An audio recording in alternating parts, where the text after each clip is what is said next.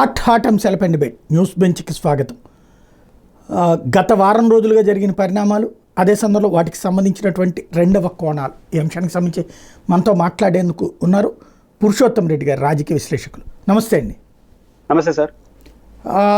ప్రధానమైనటువంటిది కడప జిల్లా దగ్గర జరిగినటువంటిది. ఒక వైఎస్ఆర్ కాంగ్రెస్ పార్టీకి సంబంధించినటువంటి మాజీ ఎంపీపీ, తన తల్లి ఎంపీపీగా ఉంటే సుదర్శన్ రెడ్డి ఎంపీడీఓ మీద దాడి చేయటం, ఆ విషయం మీద పవన్ కళ్యాణ్ స్వయంగా ప్రత్యేక విమానంలో వెళ్ళి ఎంపీడీఓని పరామర్శించడం, వైఎస్ఆర్ కాంగ్రెస్ పార్టీ వాళ్ళని తోలు తీసి నేల మీద కూర్చోబెడతానని ప్రకటించడం, దీన్ని ఎలా చూస్తారు? ఘటన తర్వాత పవన్ కళ్యాణ్ గారి స్పందన రెండు కొంత వేరువేరుగా చూడాలి. కలిపి చూసినా కూడా ఒకటి, ఘటన సంబంధించినంత వరకు సుదర్శన్ రెడ్డి గారు ఎవరైతే వైఎస్ఆర్ కాంగ్రెస్ పార్టీకి సంబంధించిన వారు ఉన్నారో వారి తల్లి ఎంపీపీ, ఆయన కాదు. కాబట్టి ఆయన రెండోది, వైఎస్ఆర్ కాంగ్రెస్ పార్టీ చేస్తున్న ఆరోపణ కూడా ముందే ప్రీ ప్లాన్డ్గా ఇవన్నీ చేశారు అనేది కూడా వైఎస్ఐపీ చెప్తుంది. ప్రీ ప్లాన్డ్ అయి ఉండొచ్చు కాక బేసిక్గా వాళ్ళ తల్లికి సంబంధించినటువంటి స్థానం, ఈయన ఆ ప్లేస్లో జోక్యం చేసుకోవాల్సిందే కాదు. అందులో ప్రభుత్వం కూడా ఇప్పుడు మీది కాదు కాబట్టి అట్లాంటి తల్లి ప్లాస్లో ఉన్న దాన్ని జోక్యం చేసుకొని పోవడం, ఆఫీస్కి పోవడమే కరెక్ట్ కాదు. వాళ్ళ తల్లి చేయాల్సిన పాత్ర వాళ్ళ తల్లి చేస్తుంది. అధికారంలో కూడా లేనప్పుడు ఇంకొంచెం జాగ్రత్తగా ఉండాలి. ఏమీ సంబంధం లేకుండా ఆయన వెళ్ళాడు. బహుశా వాద ప్రతివాదాలు, ఆ కీస్ ఇవ్వడం, అసలు ఆ బీరువా కీస్ ఇవ్వడం ఏందో, తీసుకోవడం ఏందో, ఇది అన్నెసరీ న్యూసెన్స్ గానే చూడాలి. అది ఏదైనప్పుడు కూడా విధి నిర్వహణలో ఉన్నటువంటి ఎంపీడీఓ పైన దాడిగా అది మారింది. వారు దాడి చేశారా, వారు ప్రేరేపించారా, వీళ్ళంతా చేశారా, ఇంకా విచారణలో తేలుతుంది. అంటే వైసీపీలో కొంత ఈ విషయంలో కొంత స్వయంకృత అపరాధం కూడా ఉంది అని అనిపిస్తుంది. దాని ఖచ్చితంగా అధికార పార్టీ అప్రహేణం తీసుకుంటుంది. దీంతో ప్రజా ఏదో స్పందన వచ్చేసిందో వాటిని నేను చెప్పను, కానీ వైసీపీకి ఒక అన్నెసరీ సమస్య. బస్ సుదర్శన్ రెడ్డి గారి కేసులు ఎదుర్కోవాల్సి ఉంటుంది. ఇది వైసీపీకి అంతర్గత విషయం.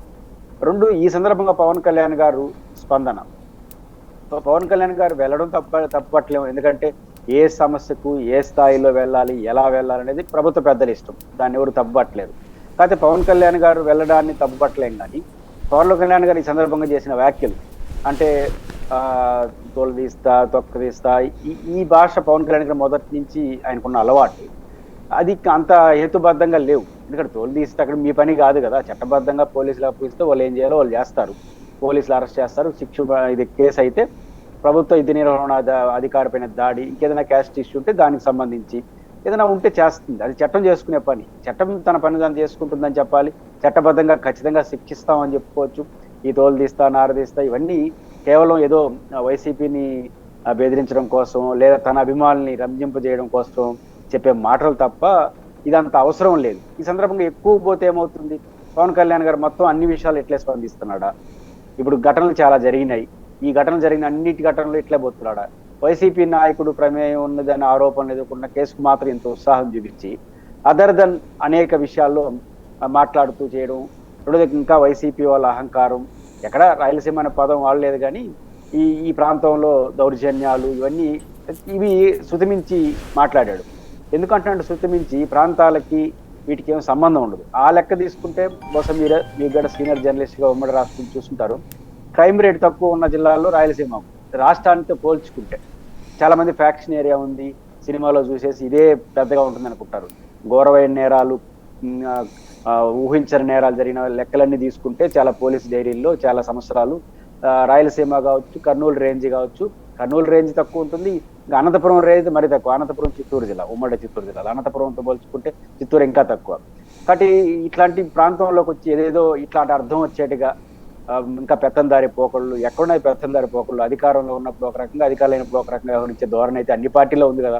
మీరు ఇప్పుడు ఇంత గట్టిగా మాట్లాడారు, ప్రతిపక్షంలో ఉన్నప్పుడు ఇట్లా మాట్లాడలేదు కదా. కాబట్టి అధికారం ఉంది కాబట్టి మాట్లాడినారు. కాబట్టి ఈ తరహా వ్యాఖ్యలు ఆయనకు అనవసరం. At the same time YSR Congress party కూడా కొంతమేరకు ఇది స్వయంకృత అపరాధంగా నేను చూస్తాను. అంటే రాయలసీమకు వచ్చి అక్కడే క్యాంప్ ఆఫీస్ పెట్టుకుని మొత్తం పరిస్థితిని సెటరైట్ చేస్తానని చెప్తున్నారు. క్యాంప్ ఆఫీస్ ఎందుకు? పూర్తి ఆఫీసే కర్నూలులో పెట్టమని ఎవరు వద్దన్నారు? మేము పూర్తి స్థాయి రాజధానే కావాలంటున్నాం. క్యాంపు కార్యాలయం ఎందుకు? పెట్టుకొచ్చి కడపలోనూ కర్నూలులో పెట్టుకొని చేసుకోవచ్చు కదా. క్యాంపు కార్యాలయం వద్దని కదా మనం చెప్తా ఉండేది. కాబట్టి క్యాంపు కార్యాలయం పెట్టి అంటే మీరేమన్నా పోలీస్ ఆఫీసరా? లేదా ఈ కడప జిల్లాలో ఎవరు తెలుగుదేశం పార్టీ యాక్ట్ చేయట్లేదా? అంటే ఇది అది చెప్తాం కదా, అభిమానుల్ని ఆయన చుట్టూ ఉన్న వాళ్ళని రంజింపజేయడానికి పనికొచ్చే అంశం తప్ప ఇంకోటి కాదు. ఈయన పోతే అరెస్ట్ చేయాల, ఆయన పోకముందుగానే అరెస్టులు చేసేసినారు. ఆయన పోకముందే పోలీసుల యాక్టివిటీ పెరిగింది. అంటే ప్రభుత్వం అనుకుంటే చెయ్యొచ్చు, అది హైదరాబాద్లో ఉన్న చేయొచ్చు, అమరావతిలో, అమెరికాలో నుంచి కూడా బండి నడపచ్చు. ఊటీలో ఉండి జయలలిత గారి పరిపాలన నడపలేదా కొంతకాలం పాటు, అది పెద్ద ఇష్యూ కాదు. కాబట్టి పవన్ కళ్యాణ్ క్యాంపు కార్యాలయం పెడతా అంటే నేనేదో ఈ ప్రాంతాన్ని ఉద్ధరించేస్తాను, ఆయన ఆ రాయలసీమలో క్యాంపు కార్యాలయాలపైన ఊరికి నమ్మకంలే. ఎందుకంటే మీకు గుర్తుంది అనుకుంటా, అనంతపురంలో నా మొదటి ఆఫీసు, అనంతపురం నుంచి నేను పోటీ చేస్తాననే లెవెల్లో మాట్లాడినాడు. తెరా చూస్తే ఏడ పోటీ చేయనా గోదావరి జిల్లాలో పోటీ చేసుకున్నాడు. కాబట్టి ఆయన క్యాంపు కార్యాలయాల పట్ల పెద్ద ఊరికి ఆసక్తి లేదు. ఇది కేవలం సినిమాటిక్ గా మాట్లాడిన అంశం కాబట్టి క్యాంపు కార్యాలయాలతో వచ్చే ప్రయోజనం కూడా ఏముండదు. మీరు ఉప ముఖ్యమంత్రి ఆడున్నా చేయొచ్చు, ఏమన్నా చేయొచ్చు. కాబట్టి ఈ క్యాంపు కార్యాలయాలు తొక్కతాను నారదీస్తారనేది కేవలం ఒక ఎమోషనల్ గా మాట్లాడడానికి పనికొచ్చే అంశం తప్ప ఇంకోటి కాదు. రాష్ట్రంలో 2 లక్షల కోట్ల రూపాయల ఆదాయం ఎక్స్పెక్ట్ చేస్తే 1,00,000 కోట్ల వరకే ఇప్పటికొచ్చింది. ఇంకా రాబోయే 4 నెలల్లోనే 1,00,000 కోట్లు రావాలి. ఇక్కడ లోపం ఎక్కడుంది అన్నటువంటి దాని మీద స్వయంగా ఈనాడు రాసుకొచ్చినటువంటి వార్త. లోపం పాత ప్రభుత్వపు పనితీరు వల్లనే ఇదంతా వచ్చింది అని చెప్తోంది. ఏమంటారు? ఒకటి ఇక్కడ సాయి గారు, ఇక్కడ 2 అంశాలు ఉంటాయి. 1,00,000 కోట్లు రావాల్సిందే, రాకపోతే ఏమవుతుందంట. ఇప్పుడు నేనేమంటారంటే మీరు 2,60,000 కోట్ల రూపాయల బడ్జెట్ పెట్టారంటే అది అవసరం అంటారా? ఎందుకంటే 2,60,000 కోట్లు పెట్టడమే తప్పు నా దృష్టిలో. ఎందుకంటే 2,60,000 కోట్ల బడ్జెట్ ఎన్ని నెలలు నిడివి? 3 నెలలు నిడివి. దీంట్లో ఇరిగేషన్కి 15,000 కోట్లు, 12,000 కోట్లు, 16,000 కోట్లు కేటాయించినట్టున్నారు. ఎప్పుడు ఖర్చు పెడతారంట ఈ 16,000 కోట్లు? ఈ 3 నెలల్లోనే. ఇంతవరకు అయితే అధికారంలో తెలుగుదేశం వచ్చిన తర్వాత నేను ఈ 6 నెలల్లో ఏదో తెలుగుదేశం పెట్టాలనుకుంటే నేను కోరుకోను. ఎందుకంటే ఒక పార్టీ వచ్చినప్పుడు ఇరిగేషన్ అనేది బ్రాడ్ సబ్జెక్ట్ కాబట్టి ప్రయారిటీస్, ప్రాజెక్టులు, గతము అన్ని వీళ్ళ ప్రయారిటీ ఆధారంగా డిజైన్స్ మార్చుకోవడం ఇవన్నీ చేస్తారు. దీన్ని నేనేం కాదను. మొదటి 6 నెలల్లో ఏదో పెట్టలేదన్న లోపాన్ని కూడా నేను చెప్పను. మొదటి 6 నెలలు పెట్టలేదు, ఇంకొక 3 నెలల్లో ఏమో ఉంది బడ్జెట్ పీరియడ్, 16,000 కోట్లు కేటాయించేస్తారు. ఇప్పుడు 1,00,000 కోట్లు తగ్గిపోతే ఏమవుతుందంట? 16,000 కోట్లు ఖర్చు పెట్టడు, తగ్గిపోయి మైనస్ అయిపోయిందా బడ్జెట్లో? కాబట్టి 2,60,000 కోట్లు, 16,000 కేటాయింపులు. నేను చెప్పేది 2,60,000 కేటాయింపుల్లో 1,00,000 కోట్లు కానీ సంపాదించకపోతే ఈ రాబోయే కాలంలో మార్చి వరకు 2,60,000 కోట్ల రూపాయలు వివిధ విభాగాలకు కేటాయించిన దానికి కేటాయించే అవకాశం, ఖర్చు చేసే అవకాశం రాదనే ఆందోళన కొంతమందిలో ఉంది. అది అవసరం లేని ఆందోళన అంటారు. నేను ఇప్పుడే ఈ లెక్క చెప్పాను, 16,000 కోట్లు అయిపోయింది కదా, 2,60,000 కోట్లు, 2,60,000 కోట్లు 16 పోతే ఇంకొక 2,40,000 కోట్లు. కాబట్టి ఇటు తగ్గి చాలా బడ్జెట్లో చాలా కేటాయింపులు కూడా సంవత్సరం బడ్జెట్ని దృష్టిలో పెట్టుకుని 3 నెలల బడ్జెట్గా చూపించారు. కాబట్టి ఈ బడ్జెట్లో 1,00,000 కోట్లు టార్గెట్ చేయకపోయినా ఏం పెద్ద టార్గెట్లో ఏం పెద్ద ఇబ్బంది ఉండదు. కాబట్టి ఏ ఖాతా తగ్గుతుంది, ఏ ఖాతా పెరుగుతుంది అనేది మొదటి అంశం.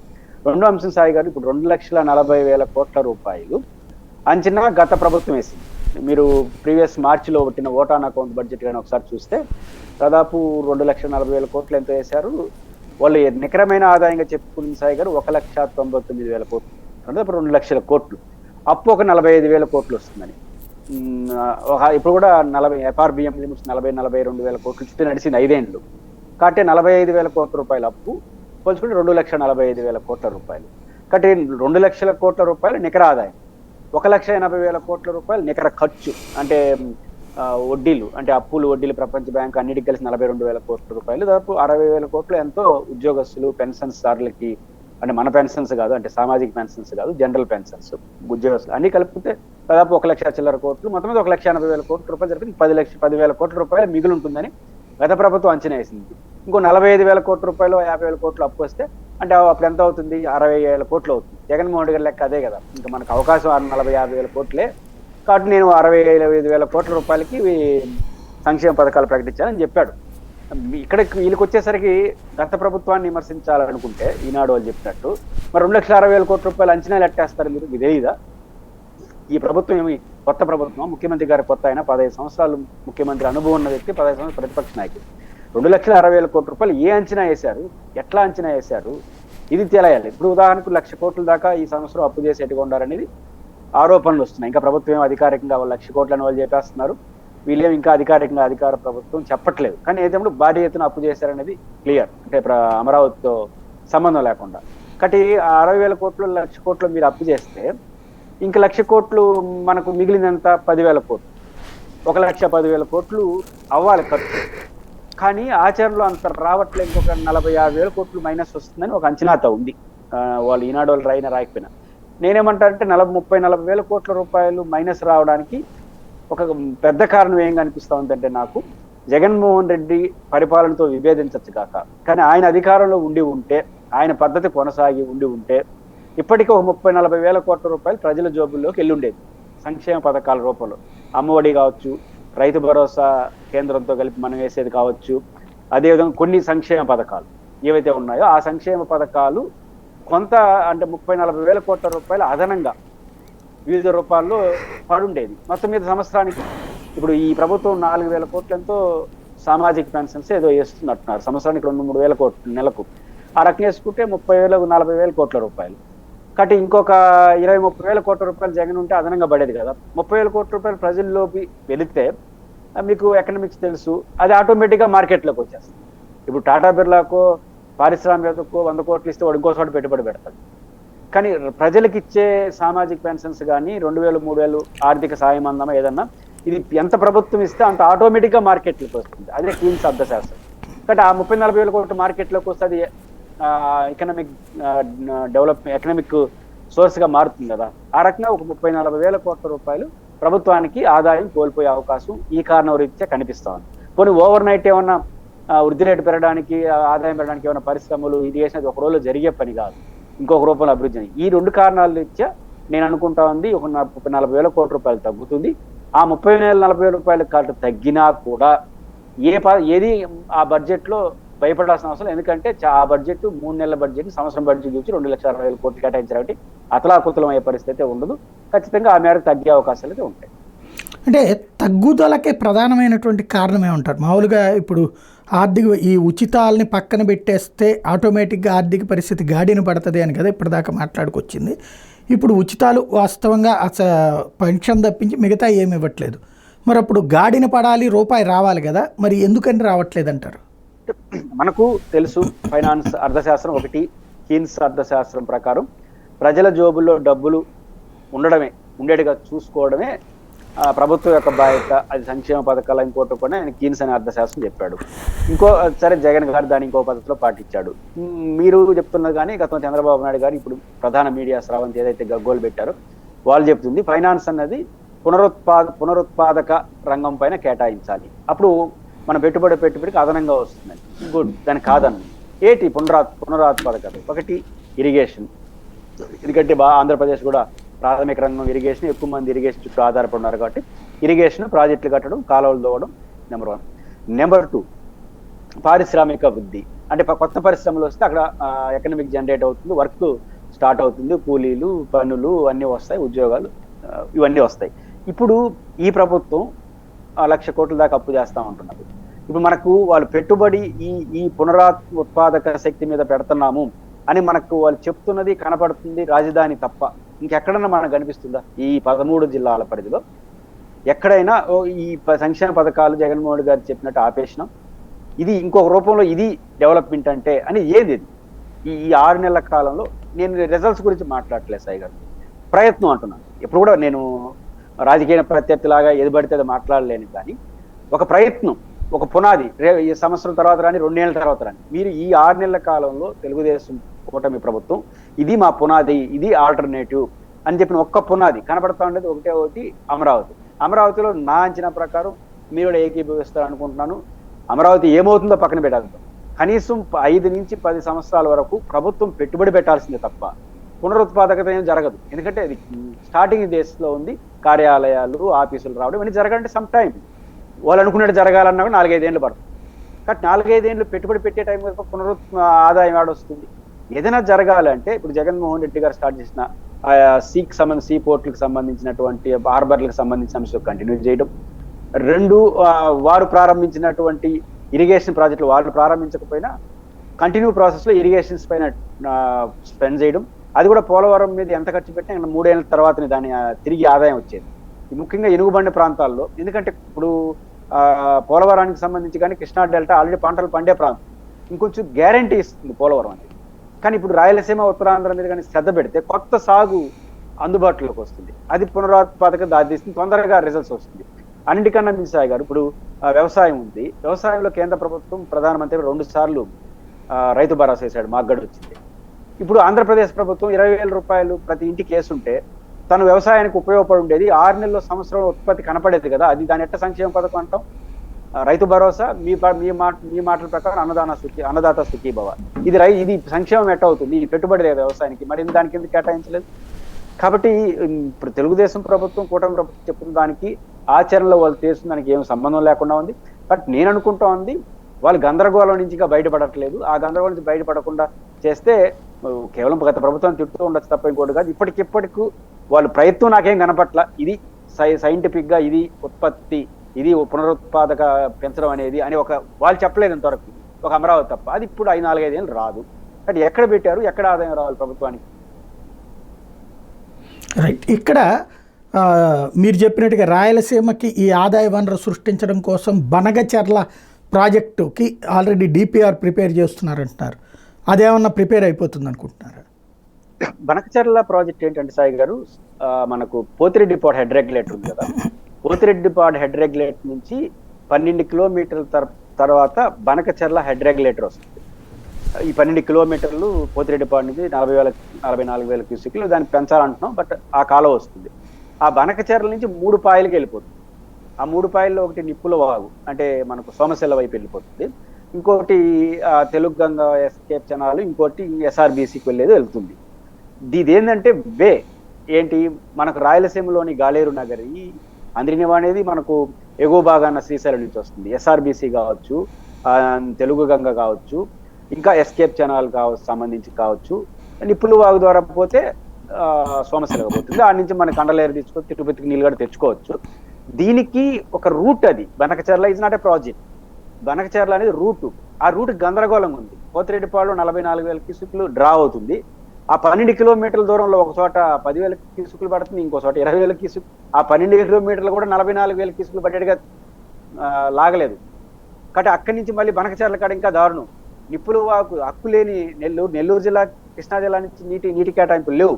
కానీ దానికి మాత్రం 60,000 క్యూసెక్లు బయటకి కాలువ రెడీ చేసేసారు, ఏది నిప్పుల వాగు నుంచి. కానీ రాయలసీమకు హక్కు ఉన్న ఎస్ఆర్బీసీకి కానీ లేదా తెలుగు గంగకు కానీ ఎస్కేప్ ఛానల్స్కి పోయే కాలువలు మాత్రం ఒక చోట 1000, ఒక చోట 4,000, ఒక చోట 3,000. బనకచర్లను క్లియర్ చేయడం అంటే అర్థం ఏంటంటే వచ్చిన నీళ్లు వచ్చినట్టుగా గాలేరు నగరి, తెలుగు గంగ లేకపోతే నిప్పుల వాకు ఇట్లా పంపించడానికి పనికొచ్చే తప్ప అక్కడ చేసేస్తే కొంత మళ్ళీ శ్రీశైలం నుంచి నీళ్ళు తీసుకురావాలి కదా. పోతిరెడ్డిపాటికి శ్రీశైలం నుంచి నీళ్ళు తీసుకురావాలంటే ఇది ఎఫ్ఆర్బి, ఇది కేఆర్ఎన్బి కృష్ణా యాజమాన్య బోర్డు అయితే ఇప్పుడు 2 సార్లు వార్నింగ్ ఇచ్చింది 2 తెలుగు రాష్ట్రాలు. మీ ఇష్టం వచ్చినట్టు విద్యుత్ ఉత్పత్తి పెడితే కింద కొట్టేస్తున్నారు. కింద కొట్టేసి నాగార్జున సాగర్ ఫుల్గా ఉంది, పులిచింతల ఫుల్గా ఉంది, ప్రకాశం బ్యారేజ్ ఫుల్ ఉంది. కొట్టి నీళ్లు సముద్రానికి వదిలేస్తున్నారు. నష్టం. రేపు ఎగువ భాగాన్ని నీళ్ళు వస్తుందని మొత్తుకుంటుంది. కేఆర్ఎంబి ఆదేశించింది, ఎవరు పట్టించుకునే పరిస్థితి లేదు. కొడతనవరం నీళ్లు ఒకసారి ఒక దశ కొట్టేసిన 840 అడుగులు కొట్టేసినట్టు ఇంక మళ్ళీ రాయలసీమకి నీళ్ళు రావు. మళ్ళీ మీరు బనకచర్ల అట్రాక్ట్లు పెంచితే ఫస్ట్ పోతిరెడ్డిపాడుకు నీళ్ళు రావాలి కదా. కాబట్టి కీలకమైన అంశాలు పరిష్కరించడం వైపు దృష్టి పెడితే ప్రయోజనకరంగా ఉంటుంది. అంటే ఇక్కడ పబ్లిక్ అర్థం కాదు ఏంటంటే, గోదావరి నీళ్లు డైవర్షన్ అని ఒక పక్కన, రెండో పక్కన బనకచర్ల అలాంటి ప్రాజెక్ట్ అనుకుంటున్నారు. అంటే ఇప్పుడు గోదావరి నీళ్ళు అక్కడికి రావడం కాదా? అది కూడా ఇప్పుడు వలకపోసిన నీటిని ఒడిసి పట్టుకునే భగీరథ ప్రయత్నం ఆంధ్రప్రదేశ్లో చాలా అద్భుతంగా జరుగుతుంది సాయి గారు. ఇప్పుడు రాయలసీమ కర్మ కూడా అదే. 70 ఏళ్ళకి ఇదే. మేము గోదావరి నీళ్ళు తీసుకొచ్చి రాయలసీమలో పోస్తాం, పోలవరం నీళ్ళు తీసుకొచ్చి రాయలసీమలో పోస్తాం. ఒకసారి మీకు గుర్తుంది అనుకుంటా, పట్టిసీమ ప్రాజెక్ట్ కట్టినప్పుడు తిరుపతిలో అన్ని చోట్ల నీళ్లు పోస్తున్నారు కళ్ళ మీద. మీకు కూడా గుర్తుంది అనుకుంటా. అంటే నీళ్లు పుణ్య స్థలాలు, కృష్ణా నీళ్ళు వచ్చేసినాయి అని. తమాషా ఏంటంటే పట్టిసీమ నీళ్ళు వచ్చినాయి, తిరుపతిలో కూడా నీళ్ళు పోస్తున్నారు. నేను అన్నా వాళ్ళకి ఈ నీళ్ళు ఎక్కడి నుంచి వచ్చాయి మీకు తెలుసా అంటే, పోసుకున్న వాళ్ళని ఏంటి అన్నారు జోక్గా. అయ్యా బాబు, ఇది సోమశిల నుంచి వచ్చిన నీళ్ళు మన తిరుపతికి వస్తాయి, అది కృష్ణా నుంచి రాయలసీమ నీళ్ళే, మళ్ళీ పట్టిసీమ నీళ్ళు ఆడి నుంచి వచ్చినాయంటే నవ్వుకున్న పరిస్థితి. ప్రజలకు లేని అవగాహనతో ఇలా ఆడుకుంటున్నారు. ఈ బనకచర్ల టాపిక్ ఏంటంటే పోలవరం నుంచి కృష్ణా డెల్టాకు వచ్చే దాంట్లో ఇంకొక 2 రిజర్వాయర్లు మధ్యలో వేసి ఎత్తిపోతలు అన్ని సాయి గారు. ప్రకాశం బ్యారేజ్ తర్వాత అన్ని ఎత్తిపోసి 2 ప్రకాశం జిల్లాలో ఒకటి ఉంది, ఇంకో చోట కృష్ణా గుంటూరు ఆ ప్రాంతంలో ప్రాజెక్ట్ లాగా వైకుంఠపురం దగ్గర ఆడొక లిఫ్ట్, మళ్ళీ ప్రకాశం జిల్లాలో ఒక లిఫ్ట్, మళ్ళీ దాన్ని తీసుకొచ్చి బనకచర్లలో పోతే మళ్ళీ బనకచర్ల నుంచి ఆడిపోతాయి. నేను చెప్పిన రూట్ ఉంది కదా, గాలేరు నగరి, ఎస్కేప్ ఛానల్, మళ్ళీ ఇవన్నీ తోవాల్సిందే. అంటే బనకచర్లలో పోస్తారంటే ఎంత నీళ్ళు పోస్తారు? 100 టీఎంసీలు. వాళ్ళ టార్గెట్ బడ్జెట్ ఎంతో సాయి గారు? దాదాపు 90,000 నుంచి 1,00,000 కోట్లు. ఇది నేను చెప్పింది. ఈ రూట్ అయ్యే ఖర్చు 90,000 నుంచి 1,00,000 కోట్లు లాస్ట్ టైం బడ్జెట్, ఇప్పుడు ఇంకా పెరుగుంటుంది. ఇంకా ప్రతి సంవత్సరం మనకు ఈ కరెంట్ ఉత్పత్తి అంతా లిఫ్ట్లేగా దాదాపు మినిమం 5-6 వేల కోట్ల రూపాయలు పర్ ఇయర్. దానికి ఆ 100 టీఎంసీల నీళ్ళ అది వస్తుంది రాదో చెప్పలేము, మళ్ళీ అదొక సమస్య ఉంది. కరెక్ట్ 100 టీఎంసీల నీళ్ళ కోసం 1,00,000 కోట్ల బడ్జెట్లో ప్రాజెక్టులు, ఆ తర్వాత సంవత్సరానికి 5-6 వేల కోట్ల రూపాయలు. ఇక్కడ 2 యాంగిల్ మాది రాయలసీమ ఇంటలెక్చువల్ ఫోరంగా. నెంబర్ 1, 70 ఏళ్ల భారత స్వతంత్రం, ఆంధ్రప్రదేశ్ స్వతంత్రం, ముఖ్యమంత్రులతో మనవాళ్ళు రాయలసీమలు ఉన్నారు. ఎన్ని కోట్లు ఖర్చు పెట్టారో తెలుసు, 70 లక్షల కోట్లు పెడతారంటారా? ఇది ఫస్ట్ పాయింట్. ఉన్నాయా? Second point. మూడోది, మీరు 1,00,000 కోట్లు కాదు, దాంట్లో 1/3 దాదాపు 1,20,000 కోట్లు, 1/3 40,000 కోట్ల రూపాయలు పెట్టండి, మేము డిజైన్ చేస్తాం. నేను కాదు, రాయలసీమ ఇంజనీర్లు సుబ్బరాయుడు గారు లాంటి వాళ్ళు డిజైన్స్ చేస్తున్నారు. చిన్న చిన్న మార్పులు, చిన్న చిన్న ఏర్పాట్లతో 40,000 కోట్ల రూపాయలతో రాయలసీమలో జిల్లాకి 50 టీఎంసీ నీళ్ళు వచ్చే ఏర్పాట్లు అవకాశం ఉంటాయి. ఏ నీళ్లు? గోదావరి నీళ్ళుగా సాయి గారు. తుంగభద్ర నీళ్లు ప్రీవియస్ ఇయర్ లో 630 టీఎంసీలు వచ్చినాయి. చాలా మంది రాంగ్ ఇంటర్ప్రిటేషన్ ఉన్నారు. కృష్ణకు ఉపనది కదా తుంగభద్ర మనకు శ్రీశైలంలో కలిసిపోయిన తర్వాత కృష్ణానదిగా మారిపోతుంది. అప్పుడు ఉమ్మడి హక్కులుగా మారుతుంది. కానీ తుంగభద్ర కృష్ణ కలవక ముందే కానీ మనం కానీ ఒడిసి పట్టుకుంటే పూర్తి హక్కు మనకే. కేవలం బచావత్ ప్రకారం 29 టీఎంసీలు మాత్రమే కృష్ణలో కలపాలి తుంగభద్ర నీళ్ళు.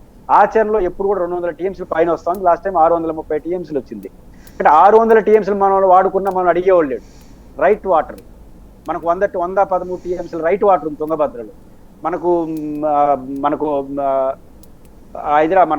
కర్నూలు దగ్గర ఉన్నటువంటి ఒక ప్రాజెక్టు పూర్తి చేసుకొని తుంగభద్ర పైన, అదేవిధంగా ఈ సిద్ధేశ్వరం దగ్గర ఒక ప్రాజెక్టు తీసుకోగానే మనం హై లెవెల్ కెనాల్ మన హెచ్ఎల్సి ఎల్ఎల్సిని కానీ ఏర్పాటు చేసుకొని కర్ణాటకతో మాట్లాడుకుంటే 40,000 కోట్ల రూపాయలు ఖర్చు పెట్టుకుంటే జిల్లాకి 50 టీఎంసీ నీళ్ళు విత్ లిఫ్ట్లు కాదు, లిఫ్ట్లు ఒక 10%, గ్రావిటీ ఫోర్స్తో పర్ ఇయర్ తీసుకునేదానికి మనకు స్కోప్ ఉంది. 200 టీఎంసీలు 40,000 కోట్ల రూపాయలు తెస్తారా?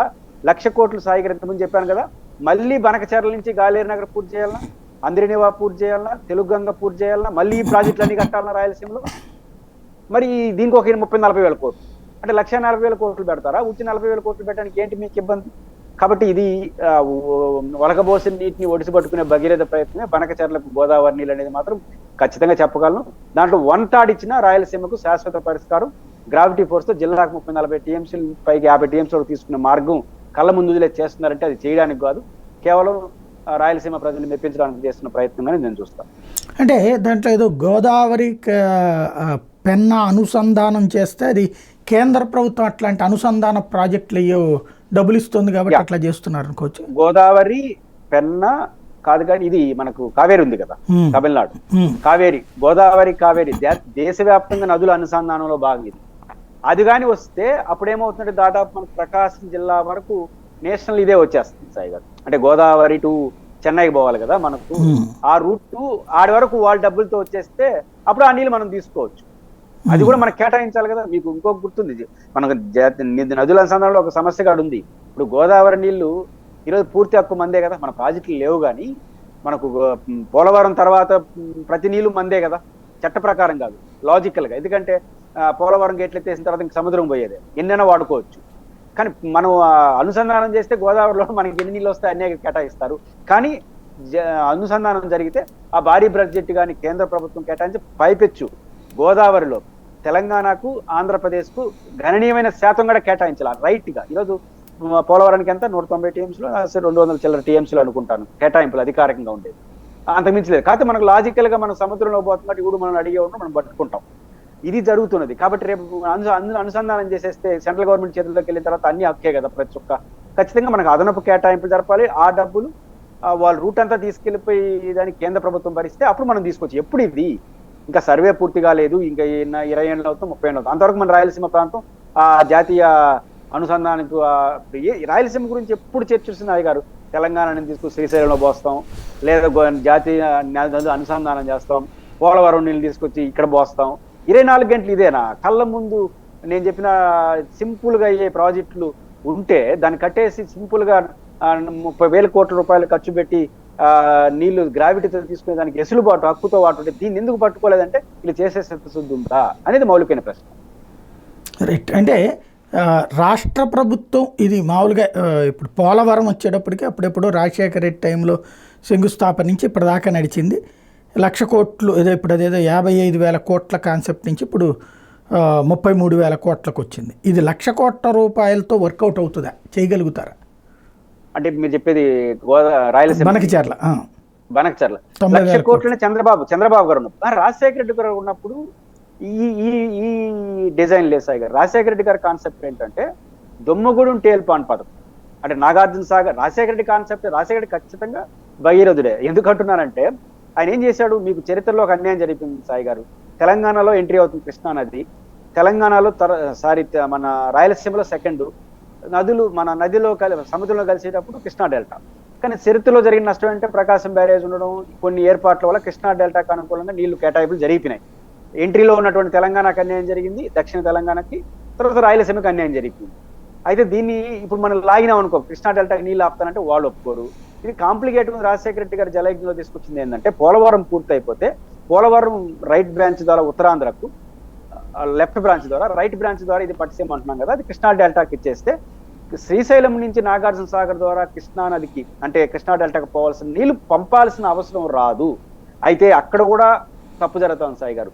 అదేంటంటే అదే నేను జగన్మోహన్ రెడ్డి గారు ప్రతిపక్ష నాడు ఆయన దృష్టి తీసుకొచ్చాను, మొన్న కూడా గుర్తు చేశాను.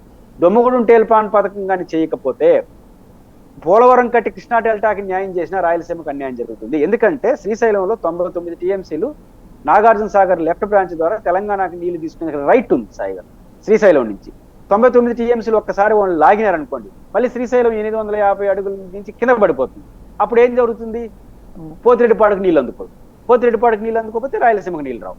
కానీ దీన్ని దృష్టిలో పెట్టుకుని రాజశేఖర రెడ్డి గారు చేసిన దూరదృష్టి ఏంటంటే దొమ్మగూడెం తేల్పాడు నాగార్జున సాగర్ గోదావరిలో ఎక్కువ నీళ్ళు ఉంటాయి కాబట్టి దాన్ని నాగార్జున సాగర్ లెఫ్ట్ బ్రాంచ్ లో పోసి ఎత్తిపోతల ద్వారా అది లెఫ్ట్ బ్రాంచ్ 99 ఇంకో 10 టీఎంసీలు ఎక్కువే తెలంగాణకి ఇచ్చేసి కృష్ణా డెల్టాకి ఇంకొక చిన్న డిజైన్ మార్చడం ద్వారా పల్నాడుకు కూడా ఇచ్చి పూర్తిగా నాగార్జున సాగర్ ని గోదావరితో లింక్ పెట్టేసి మొత్తం రాయలసీమలో ఉన్నటువంటి శ్రీశైలం ప్రాజెక్ట్ ని అటు రాయలసీమకు అటు దక్షిణ తెలంగాణకు అందుకే దక్షిణ తెలంగాణ ప్రాజెక్టులని ఆయన టేకప్ చేసింది. ఆ రకంగా దక్షిణ తెలంగాణకు రాయలసీమ, నెల్లూరు, ప్రకాశం, ఒంగోలు వరకు ఒకసారి వెలుగొండ ప్రాజెక్టు వరకే రాయలసీమలో ఉన్న కృష్ణా నీళ్లను పరిమితం చేయాలని దూరదృష్టి రాజశేఖర రెడ్డిది ఈ గోదావరి కృష్ణా అనుసంధానం కాదు, గోదావరి నీళ్ళు తీసుకొచ్చి బనకచర్ల రాజశేఖర కాన్సెప్ట్ కాదు, రాజశేఖర కాన్సెప్ట్ ఇది. రైట్, అది ఇప్పుడు మిస్ అయింది. ఇప్పుడు ఈ కొత్త ఆస్పెక్ట్లో లైన్లోకి వస్తుంది. మరొక ప్రధానమైన అంశం ఏదైతే ఇప్పుడు ఈనాడులో తాజాగా వచ్చినటువంటి కథనం, అచ్చెన్నాయుడు శాఖలో ఒక అధికారులే డైరెక్ట్గా డబ్బులు వసూలు చేస్తున్నారు అన్నటువంటి కాన్సెప్ట్. ఇంకో పక్కన జైల్లో వచ్చేటప్పటికి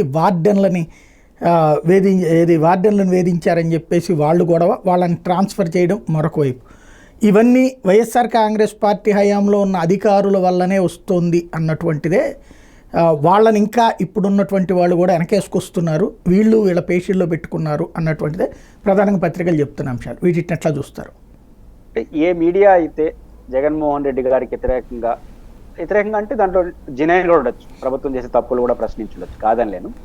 రాజకీయ కోణం రెండు, ఈనాడు కావచ్చు, ఆంధ్రజ్యోతి కావచ్చు, TV5 కావచ్చు, ఏదైతే ఆ ఛానల్స్ ఉన్నాయో, కొన్ని ఛానల్స్ ఉన్నాయో, జగన్మోహన్ రెడ్డి గారి మీద ఉన్న రాజకీయ కోపంతో కావచ్చు, తెలుగుదేశంతో అసోసియేషన్ ఇండైరెక్ట్ గా కావచ్చు, లేదా జెన్యున్ గా ప్రభుత్వానికి వ్యతిరేకంగా ఏదో జర్నలిస్టులుగా వాళ్ళు చేసిన పాత్ర వల్ల కావచ్చు. ఏ పత్రికలు అయితే తెలుగుదేశం పార్టీకి అసట్టుగా మారాయో ఇప్పుడు అదే మీడియా యొక్క చేస్తున్నటువంటి కొన్ని విపరీత పోకడులు ప్రభుత్వానికి ఒక తలనొప్పిగా అయితే మారతాయి. ఎందుకంటున్నానంటే జగన్మోహన్ రెడ్డి కాలంలో పనిచేసిన అధికారులు ఇంకెవరిని పెట్టుకోగలరు మీరు? జగన్మోహన్ రెడ్డి గారి పాలన పనిచేసిన అధికారులు అందరూ అట్లే ఉంటారు. అందులో జగన్ దగ్గర పనిచేయాలి, గత చంద్రబాబు దగ్గర పనిచేయాలి, ఇప్పుడు జగన్ దగ్గర తీసేస్తారా? ఇప్పుడు 4 లక్షల మంది పర్మనెంట్ ఎంప్లాయీస్ అందరూ కలిసినారు, వాళ్ళని తీసేసి ఎవరు పెడతావు? లేదా ఈ IAS ఆఫీసర్ అందరినీ పీకేసి ఇప్పుడు జగన్మోహన్ రెడ్డి గారి పరిపాలనలో IAS అంతా పనిచేసినట్టు వీళ్ళు మాట వినేసినారని ఈ IAS అంతా ఇంకో రాష్ట్రాన్ని పంపించేసి మొత్తం 100-150 మంది నాకు కరెక్ట్ లెక్కదు, వాళ్ళందరూ తీసుకుని మళ్ళీ కొత్త వాళ్ళు పెట్టుకుంటారా మీరు? అది సాధ్యమా? కాబట్టి ఈ ఎప్పుడైతే పోకలేంది అంటే మన వైఫల్యాలను, మన చేతగానితనాన్ని ఇంకొకరి మీద నెట్టే ప్రయత్నం చేయడం కదా. లేదా కొంతమంది అధికారులను టార్గెట్ గా మీకు ఉన్నారు కాబట్టి వాళ్ళని ఈ తరకంగా టార్గెట్ చేస్తున్నారు. సాయి గారు కామన్ సెన్స్ ఉన్నాడు ఎవడైనా యాజ్ ఎ జర్నలిస్ట్ గా మీకు తెలుసు, అధికారం మాత్రం కొంచెం భయం అయితే ఉంటుంది కదా, నాకైనా మీకైనా ఎవరికైనా కొంచెం జాగ్రత్తను తీసుకుంటాం. భయం లేనివాడు మన లాంటి వాళ్ళు, ధైర్యంగా ఉండేవాళ్ళు జాగ్రత్తలు తీసుకుంటాం. మనం ఏ గవర్నమెంట్ అయినా ఒకటే కాబట్టి. బట్ ఒక పార్టీ పట్ల లాయల్టీగా ఎవడన్నా ఉంటే వాడు కొంచెం గోల్ దగ్గర పెట్టుకుంటాడు. ప్రభుత్వం మారింది, కొంచెం జాగ్రత్తగా ఉండాలి మనం. అవసరం అధికార పార్టీ కొంచెం జాగ్రత్తగా వాళ్ళకి అనుకూలంగా ఉన్నామంటే మనం మర్యాదగా వస్తారండి. నేను ఒకరిద్దరు పేర్లు చెప్పిన ఐఏఎస్ ఆఫీసర్ దగ్గరగా చూసిన ఈ కాలంలో. వాళ్ళు వైసీపీలో ఉన్నప్పుడు చాలా బాగా వైసీపీకి అనుకూలంగా పనిచేసినట్టు, ఇప్పుడు వైసీపీ వాళ్ళకి వ్యతిరేకంగా ఉన్నామని గుర్తించడం కోసం తహతాలాడుతున్నారు. నేను డైరెక్ట్గా చూసిన ఒకరిద్దరు ఐఏఎస్ ఆఫీసర్. అప్పుడు ఎందుకంటే అట్లుంటే కానీ వీళ్ళు గుర్తించరు. ఇట్లా ఉంటాయి ఐఏఎస్ సిస్టమ్, మీకు తెలియంది కాదు. కాబట్టి ఇట్లాంటి సిస్టంలో మనం ఉన్నప్పుడు వాళ్ళు ఏదో ఇంకా కూడా ఏం చేస్తారు జగన్మోహన్ రెడ్డి గారు ఈ 7 నెలలు జగన్కి అనుకూలంగా వాళ్ళు చేస్తారు, ఇంకా 5 ఏళ్ళు కూడా చేస్తారు. ఏమి లాభం ఐఏఎస్ ఆఫీసులు? నరకమే కదా వాళ్ళకి. కాబట్టి జగన్ వచ్చేస్తే ఏం చేస్తాడు? వాళ్ళకి మంచి పోస్టింగ్లు ఇస్తాడేమో, మంచి ప్లేస్లో ఏదో టాప్ ప్రయారిటీ పోస్ట్లో. ఇప్పుడు మీరు ఆల్రెడీ ముద్ర వేసేసినారు జగన్, వాళ్ళందరూ ఖచ్చితంగా ఇస్తాడు. కొత్తగా ఇంకోళ్ళు పాత్ర ఏం పోషించాలి? కాబట్టి ఇది మీనింగ్లెస్. కాబట్టి ఎక్కడైనా అవినీతి జరిగినా ఇంకోటి జరిగినా వీళ్ళ లక్ష్యం 2-3 కనిపిస్తాయి. ఒకటి, వీళ్ళు మేము ప్రభుత్వాన్ని తెచ్చినాము, ప్రభుత్వాన్ని పోగొట్టినాము అని నమ్ముతున్నారు. సమ్ మీడియా ఛానల్స్ కానీ, కొంతమంది జర్నలిస్టులు కానీ, కొంతమంది అనలిస్టులు కానీ. ఒక అనలిస్ట్ అయితే ఒక మీడియాలో చెప్పినాడు, యుద్ధం చేసింది మేము, యుద్ధం చూసింది తెలుగుదేశం వాళ్ళు. అంటే ఎవరు ఈ నియోజకవర్గాలు ఎమ్మెల్యే క్యాండిడేట్గా పోటీ చేసిన వాళ్ళు, ఏజెంట్లు కూర్చున్న వాళ్ళు జెండాలు పట్టుకొని తిరిగినారు కదా, ఈ యుద్ధం చూసినారంట. యుద్ధం చేసిందంటే ఏళ్ళు అంటే 7 నుంచి 9 వరకు, తెల్లారితో 7 నుంచి 9, 7:30 వరకు యుద్ధం చేసినారు కదా. వీళ్ళు యుద్ధం చేసినారు, యుద్ధ వీరులు. ఆ కాన్సెప్ట్తో వాళ్ళు ఉంటే ఇప్పుడు ఈ ప్రభుత్వం మేము చెప్పినట్టు నడవాలనుకుంటున్నారు వాళ్ళు. నేను 100 మంది చూసిన ఐఏఎస్ ఆఫీసర్లు. ఒక ఆమెకు జాయింట్ కలెక్టర్ ఇచ్చినారు, వెంటనే ఫేస్బుక్లోను ట్విట్టర్లో పోస్ట్ ఆమె కట్టిస్తారు, వెంటనే ఆమె మళ్ళీ రీకాల్ చేసి అన్న పెట్టినారు. ఇది అలౌ చేసినారు. ఇప్పుడు అందరూ అది నేర్చుకున్నారు. ఇప్పుడు కొంతమంది అనలిస్టులు కూడా పేరుతో జిల్లాల వారీగా సర్వేలు కూడా చేస్తున్నారు. మా సర్వేల ప్రకారం పలానా ఎమ్మెల్యే పరిస్థితి ఏది అధికార పార్టీ ఎమ్మెల్యేలు, అధికారంకు అనుకూలంగా ఉండే మేధావులు వీళ్ళందరూ. అంటే ఒక రకంగా అధికార పార్టీని హెచ్చరిక చేస్తున్నారు. మేము చెప్పినట్టు ఏనండి, మీడియా కూడా ఏమి తీసుకోకుండా సాయంత్రం కూర్చోనేసి మేము చెప్పినట్టు నడవాలి, నడవకపోతే డైరెక్ట్గా జగన్ పేరు, డైరెక్ట్గా చంద్రబాబు తిట్టలేరు కదా, సంబంధం అయిపోతుంది. కాబట్టి వాడు జగన్ వెనకాల ఉన్నాడు, వీడు జగన్ వెనకాల ఉన్నాడు. ఇది ఎంత ఎక్కువైతే 2 నష్టాలు. ఒకటి, ఇంకా నిన్న మునితే సరిలేదనుకొని ఇంక వేస్తున్నారు కానీ అని చెప్పి తెగబడ్డారంటే వాళ్ళు సరిగ్గా పని చేయకుండా అన్కోఆపరేట్ చేసి అదొక సమస్య. ఆల్రెడీ ప్రభుత్వం పట్ల పాజిటివ్గా ఉండేవాళ్ళు, ఏ ప్రభుత్వం ఉంటే ఆ ప్రభుత్వం పాజిటివ్గా ఉండడం, గౌరవప్రదంగా పనిచేసుకుని న్యూట్రల్గా పనిచేసే వాళ్ళు కూడా ఈ రోజు వాళ్ళని అంటున్నారంటే వీళ్ళు రేపు మనం ప్రభుత్వానికి అనుకూలంగా ఉంటే రేపు మన జగన్ అట్టనడా అని నమ్మకం రాకుండా ఎట్టబోతుంది. పైపు జగన్ గారు ఛాలెంజ్ చేస్తున్నాడు కదా, 7 సముద్రాల అవతలు ఉన్నా కూడా లాక్కొస్తారని పేర్లు పెట్టి మరీ చెప్తున్నాడు ఆయన కూడా. దాంతో ఏమవుతుంది, మనకి ఎందుకు కర్మ అని నాన్ కోఆపరేషన్ చేస్తారు, లేదా రూల్ ప్రకారం పనిచేస్తారు. మీతో బాగుండే వాళ్ళు రూల్ ప్రకారం పనిచేసి బాగలేని వాళ్ళు వ్యతిరేకంగా పనిచేస్తే ప్రభుత్వం నడుస్తుందా? కాబట్టి ఇప్పటికైనా ఆ మీడియా ధోరణి మార్చుకున్నా తెలియదు. కానీ అధికారంలో ఉన్న వాళ్ళు దాన్ని గుర్తిస్తే వాళ్ళకి మంచిది. లేకపోతే ఇట్లే కానీ పోయినారంటే మీరు ఏమి చేయలేకపోగా అనవసరంగా జగన్మోహన్ రెడ్డి గారికి చెప్పుకోదగ్గ అధికారంలో రాకముందుగానే ఆయన చేతిలో పెట్టిన వాళ్ళు అవుతారు. రైట్. ఒకటి, జగన్మోహన్ రెడ్డి యాజిటేషన్స్ మొన్న 2 జరిగినాయి. ఒకటి, రైతులకు సంబంధించినటువంటిది కనీస మద్దతు ధర లభించట్లేదని, అట్లాగే విద్యుత్ ఉద్యమం జరిగింది. 3వ తారీఖు చేస్తానన్నటువంటి ఫీజు రియంబర్స్మెంట్ ఉద్యమం వాయిదా పడింది 29కి అని. లేదు, అది జనాలు రావట్లేదు కాబట్టి భయపడిపోయి ఆపేశారు అన్నటువంటిది ఒక కథనం. రెండో పక్కన వచ్చేటప్పటికి జగన్ జనవరిలో నుంచి జిల్లాలకు వెళ్తానని ప్రకటించారు ఆల్రెడీ.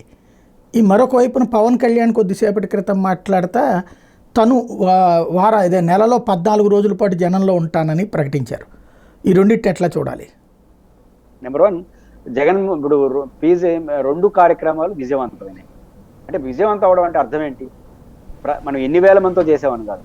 ఉదాహరణకు జగన్మోహన్ రెడ్డి గారి సిద్ధం సభలకు వచ్చిన దాంట్లో సగం మంది రాలా కూటమి సభలకి. ఎవరు గెలిచినారు? అంటే మనం అప్పీల్ చేసేది ప్రజలకి యాక్సెప్టెన్స్ ఉందా లేదా అనేది ఇంపార్టెంట్. జగన్మోహన్ రెడ్డి గారు ఎంతమందితో ధర్నా చేశాడు, ఎవరు పాల్గొన్నారనేది ఇంపార్టెంట్ కాదు. పాల్గొన్న వాళ్ళతో పాటు 2, ఒకటి యాక్టివ్గా వైసీపీ కార్యకర్త అప్లై ఎందుకు చేసినారు అనేది ఒక పాయింట్. 2వది నా కోసం చేస్తున్నారని ప్రజలు అనుకోవాలి. అనుకుంటే ఎనఫ్, అదే విజయవంతం.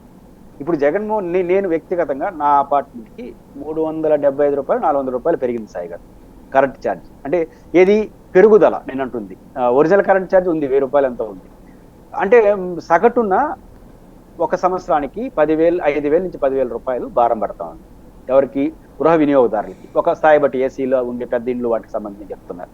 ఇంత పడిన తర్వాత జగన్మోహన్ రెడ్డి గారు ధర్నా చేసిన తర్వాత మా కోసం చేశారు అని అనుకోరా ఈ సెక్షన్స్ అంతా? ఖచ్చితంగా అనుకుంటారు.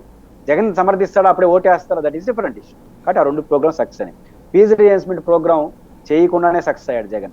ఎందుకంటున్నానంటే ఈ మాట, ఈరోజు తిరుపతిలో కూడా బహుశా రాష్ట్రంతో మీకు సమాచారం ఉంటుంది, విద్యార్థి యువజన సంఘాలు ధర్నాలు చేశారు.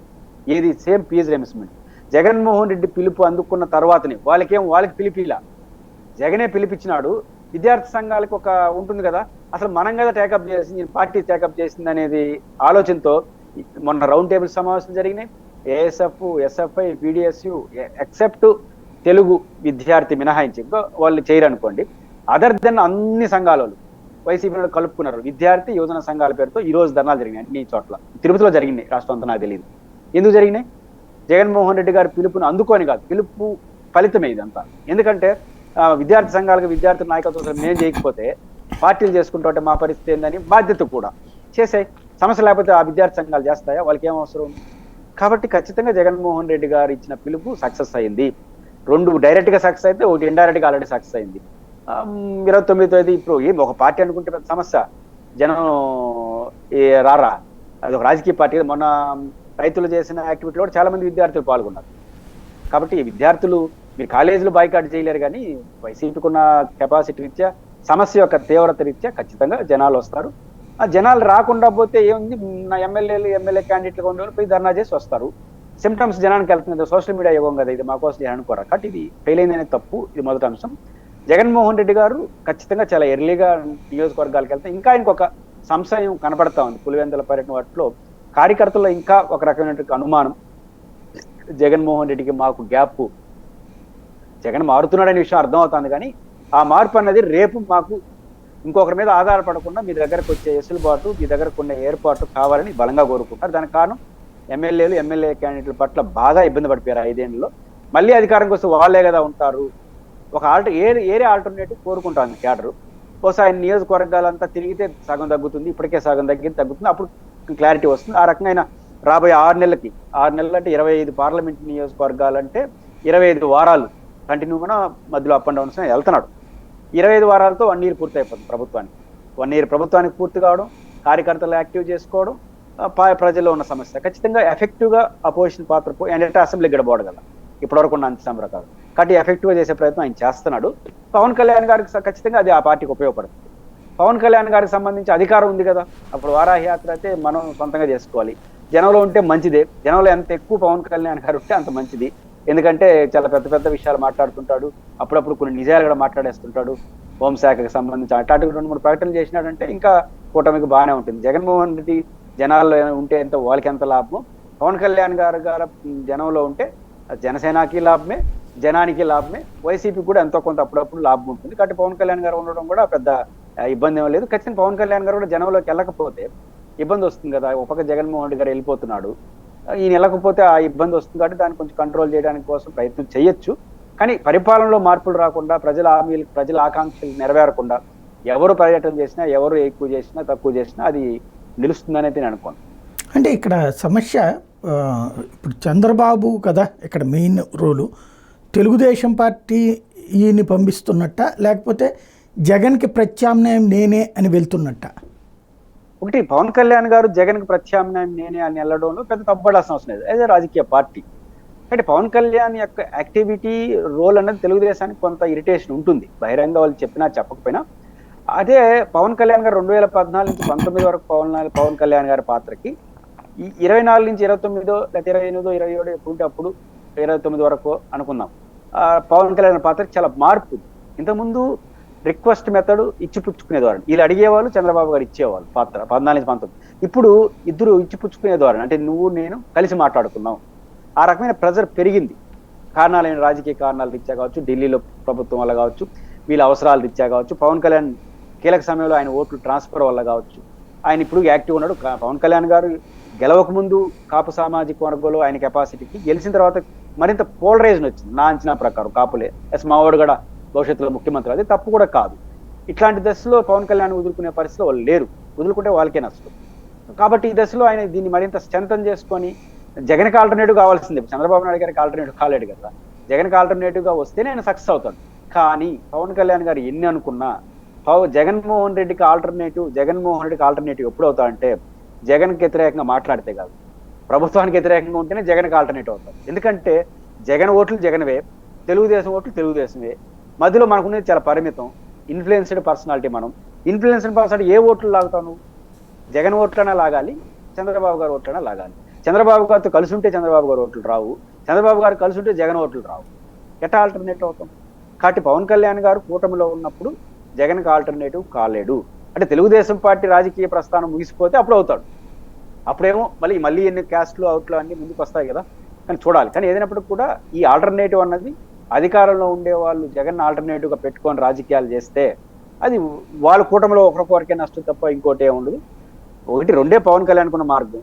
ఒకటి, ప్రజల ఆకాంక్షలు, ప్రజలు ఇరిటేట్ కాకుండా ప్రజల ఆకాంక్షలకు అనుగుణంగా ప్రభుత్వం పనిచేస్తూ తాను రిప్రజెంటేటివ్గా ఉంటే ఖచ్చితంగా మంచి ఇమేజ్ పవన్ కళ్యాణ్ గారికి వస్తుంది. అది సాధ్యంగా అది ఈ కూటమితో అనిగా నిర్ధారణకు పవన్ కళ్యాణ్ గారు వస్తే బయట వచ్చి ఇంకొక ఆల్టర్నేటివ్గా మారితే ఒక పర్సనాలిటీగా ఆయన ఉంటాడే తప్ప ఆడుంటూనే ఆకాంక్షలు నెరవేరకుండానే మాత్రం జగన్కి ఆల్టర్నేటివ్ కావడం సాధ్యం కాదు. థ్యాంక్ యూ వెరీ మచ్ అండి. ఇది పరిస్థితి. ఓవరాల్గా రాష్ట్రంలో జరుగుతున్నటువంటి తాజా కీలకమైనటువంటి పరిణామాలు, ఆ పరిణామాల వెనకాల జరుగుతున్నటువంటి వాస్తవాలు, వీటి ఇంపాక్ట్ రాబోయేటటువంటి రోజుల్లో రాజకీయాలను ఏ విధమైనటువంటి ప్రభావం చూపెడతాయి చూద్దాం.